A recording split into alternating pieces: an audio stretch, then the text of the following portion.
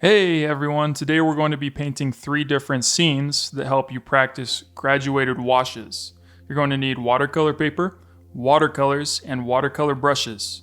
These are super fun, so follow along and have a good time with it. To achieve a nice graduated wash, you're going to wet your paper evenly, trying not to have any puddles anywhere, but an even amount of water all over your page.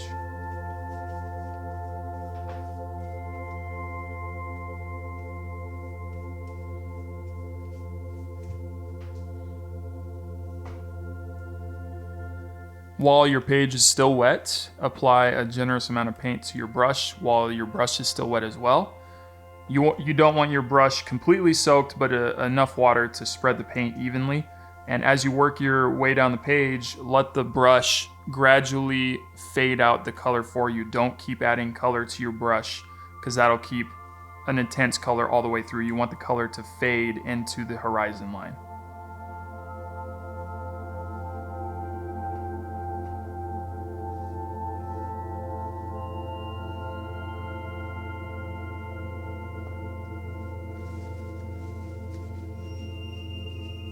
Now, my favorite technique for clouds, you take a wadded up paper towel and just blotch out your favorite shapes. It's completely random and a ton of fun, and I love doing this pretty much every tutorial.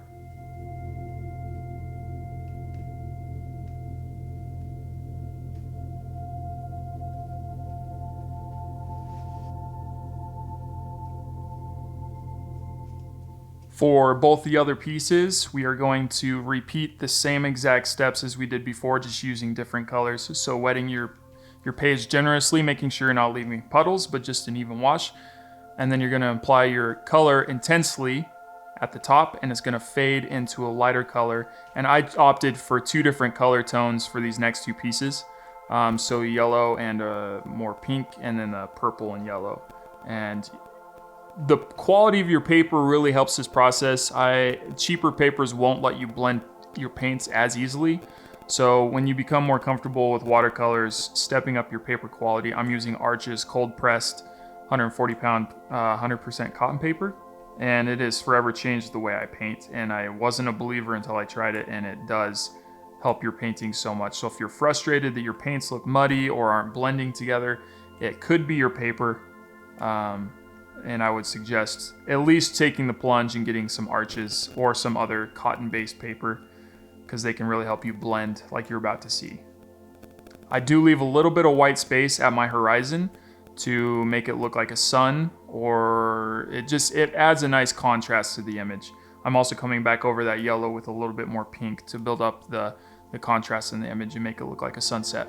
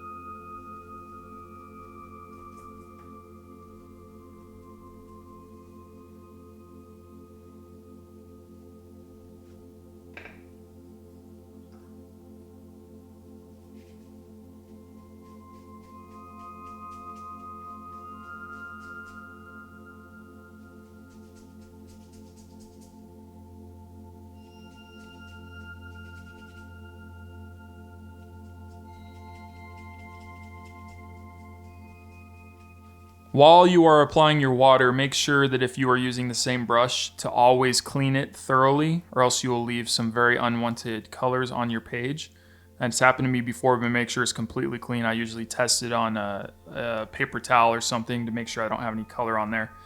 For this next piece, I'm doing a night scene, so I'm using a nice intense purple and following the same steps as before, and you'll see it start to blend with the yellow that I added at the bottom of the page, which makes it look like a cool sunset night feeling. It's one of my favorite ones.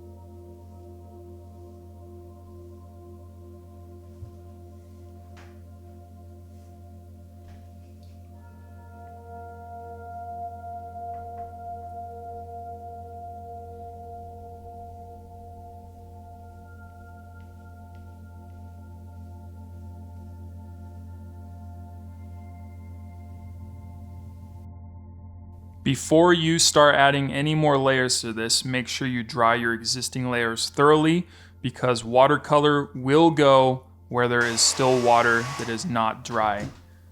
And I want to repeat that again. Watercolors will go wherever there is still wet paper. They will bleed, they will do whatever they want.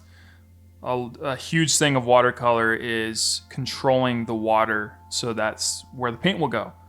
So if you have an existing wet layer and you're trying to paint over that, your colors will bleed and start cauliflowering, which makes them look like these little explosions of color, which is a cool effect if you want to do that. But for smooth stuff like this, heaven forbid, dry your paper before you start on your next layer. These mountains, a little bit of perspective and atmospheric tip that can really help sell your painting is the further back the mountains go, the thinner the shape will be and the lighter the color will be. They're not going to be very intense colors. And that gives it the illusion of atmospheric atmosphere.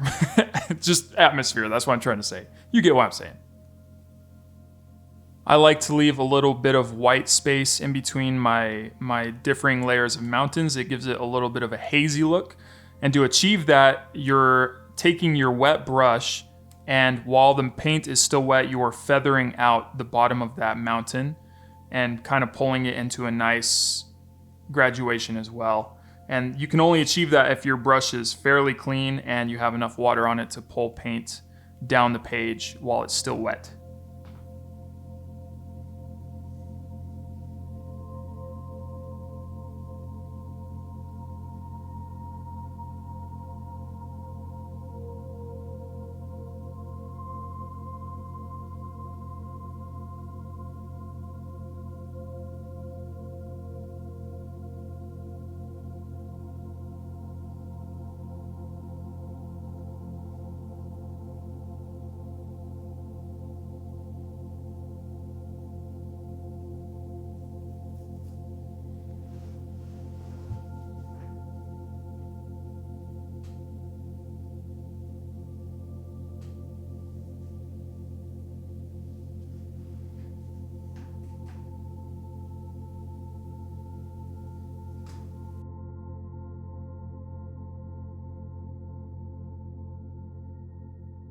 After we make sure that our second piece is dry, we can start adding in the distant mountains as well. Remember our tip that the further away they are, the smaller they will be and the lighter they will be in color. They're not supposed to be pitch black or super extreme saturated colors. That'll help give them a sense of depth in the painting. I'm using a purple for these. With the sunset, I thought a purple would look really nice. You can kind of do whatever color you want, but keep in mind certain colors won't work as well with others, so I opted for purple because these colors work well together.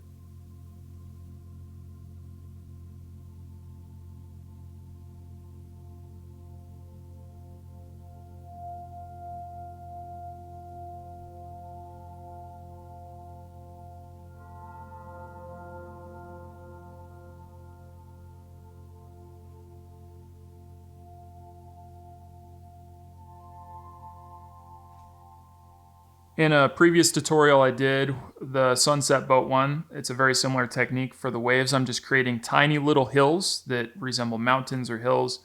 And as they approach the horizon line, they get thinner, lighter, and smaller. It gives the painting a sense of depth, and they won't look as flat if they're receding in size, shape, and lightness. If they stay the same thickness and intensity and color, everything will look flat and there's no depth to your painting at that point.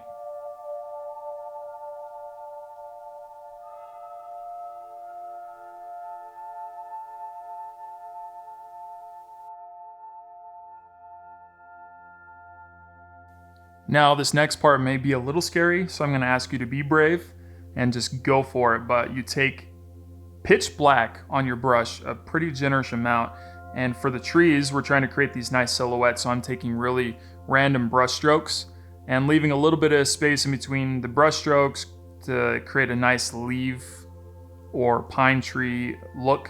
And the top of the tree will not be nearly as wide as the bottom of the tree. So if you can keep that shape in mind, kind of like a cone, the better your trees will turn out, and also keeping those brush strokes random. If you can see, I'm just kind of blotching in random shapes on my page, and that looks way better than just doing big sweeping strokes. You'll get a really funky looking tree that doesn't look right if you do big sweeping strokes. Smaller, more dotted strokes with pretty intense paint really helps sell those pine trees and leaves, in my opinion.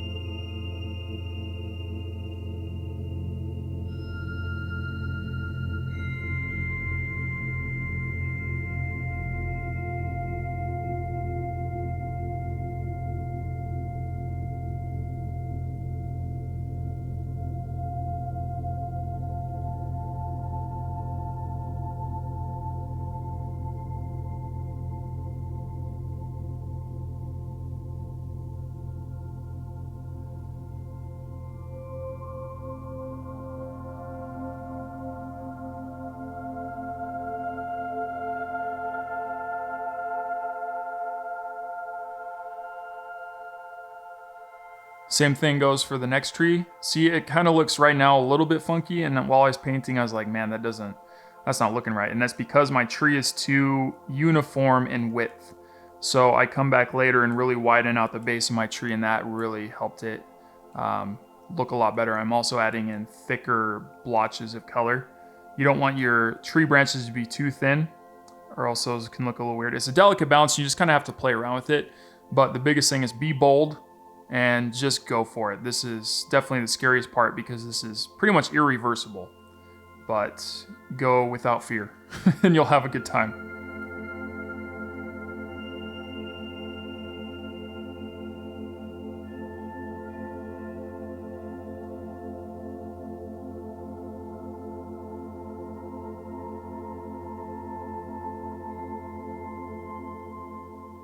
Same thing for the base, just be bold, add in whatever shapes you think looks good. I like not super square, flat looking shapes, kind of arc them up into the trees. That makes them look like they're sitting on hills.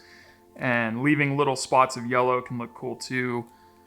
It's kind of personal taste for this part, but just being brave with it, I think is really important for this whole process because it can be horrifying. And then for the grass and stuff, I'm just taking my wet paint that's already on the page and I'm pulling it upwards with my brush. The very tip of it, you can see little flicks, and that can add nice little grass silhouettes.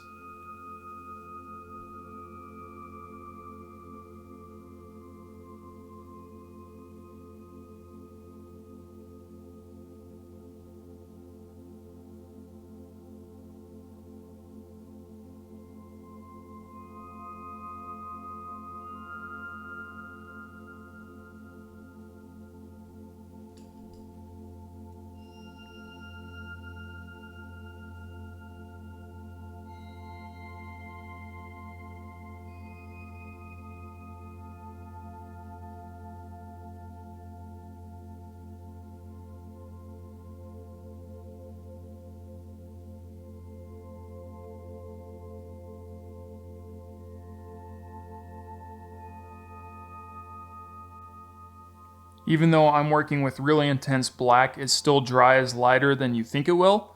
So you have to kind of go back over and keep building up these tones. And these trees took me a while to get the darkness that I wanted. So let it dry and then come back over with another layer if you have to. That's totally fine. I had to do that for all three of these paintings to build up the tones that I wanted. So that's completely normal. Watercolors will dry lighter than you think they will.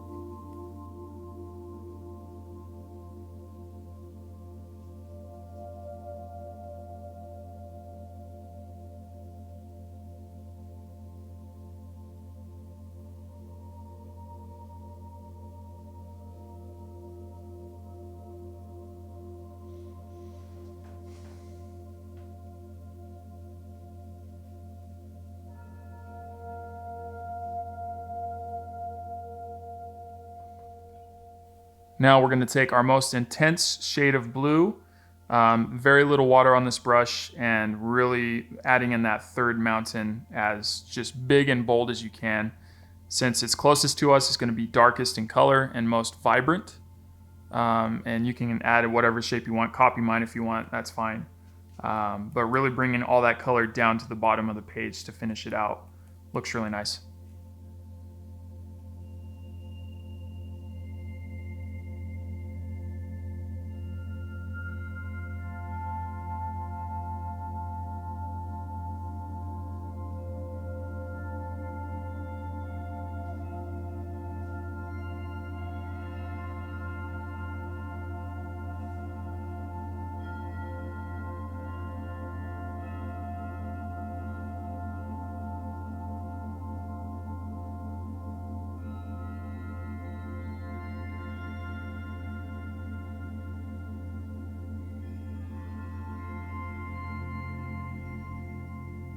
Same thing with the clouds, just coming back with a more intense purple and filling in those shadows a little bit to make them pop a little bit more, but keeping that rule that as the waves go further back, they'll get thinner and lighter. So I never break that rule. That is one of my steadfast and most trusted rules for creating atmosphere in your paintings.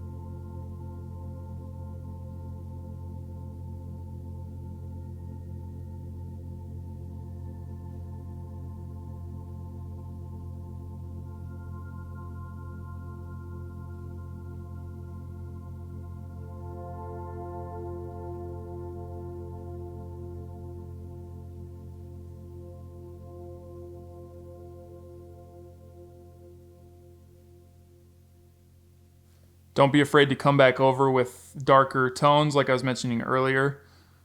Lesser quality papers will have trouble holding all of this together and making it look nice without all these weird color effects going on, but higher quality paper will have a little bit easier time. If your paper is still wet, you will get a few weird color things where your paint will start to pull itself off the page if you come back and it's not dry, and that was the issue I had. I was trying to go fast for this tutorial, but you can kind of see it'll pull itself off because I wasn't working with dry paint or a dry layer before that and trying to add more water over the already wet paint, and that'll just create problems for you. So make sure you're trying to dry each time you're putting a new layer on.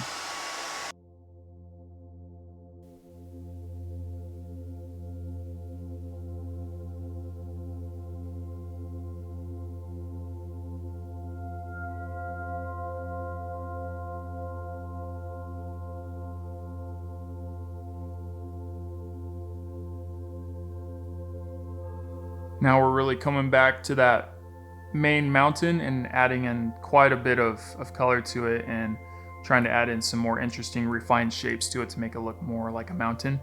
And like I said, my layer before this one wasn't completely dry, so you'll see it start to bleed into the other mountain behind it, which is just a bummer, you know. I didn't let it dry long enough, and you have to kind of live with it at that point. The water will take the paint and just run with it. So be warned, it will happen if you don't allow enough time to dry or dry enough with a blow dryer.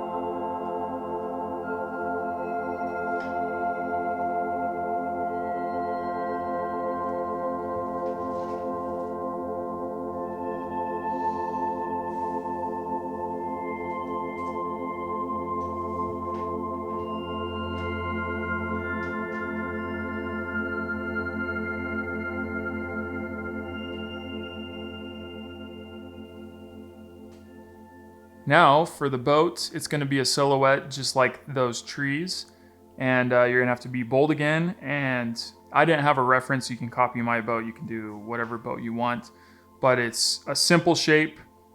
I've just done boats before, and so I kind of have my preferred boat. You can really do whatever you want. Just have fun with it. I'm not trying to create this completely black blob. I'm trying to give it some element of shape to it by adding in like the little railings and stuff. And so just play around with it. Yeah, and it's kind of just have to go for it. Copy mine, do whatever you want.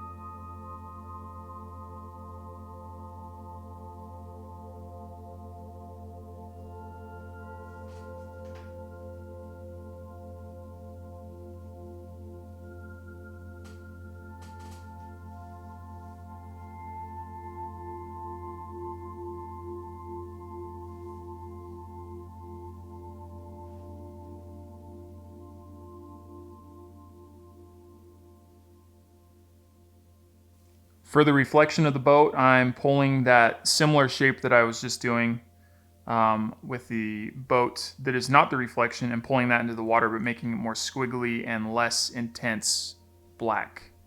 And then it kind of pulls itself out and fades out gradually over the water.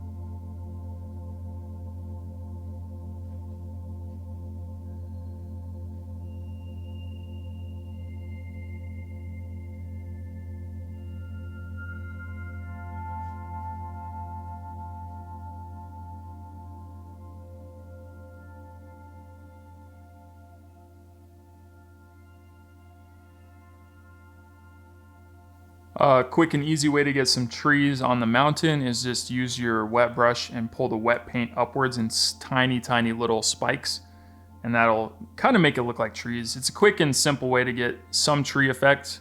Not my favorite way, but it works for this tutorial, and it's a good way to just start kind of getting the sense for how to achieve these scenarios.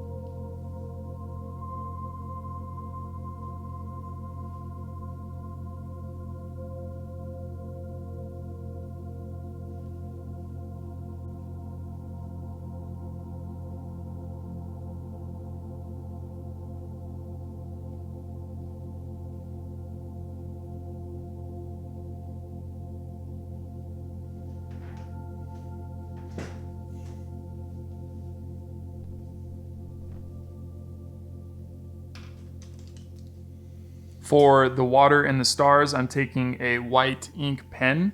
Not this one, there's a second one I used, that one sucked, but this next one, and just adding in some little white dots in the sky for stars. You can do this if you want, if not. I wasn't too happy with mine at the end, they were too circular, so try to mix up your shapes a little bit. But it's a quick and easy way to get some cool star effects. And also on my waves, I'll take this white pen and add in some highlights on the little waves that I've created, which can make it look really nice as well.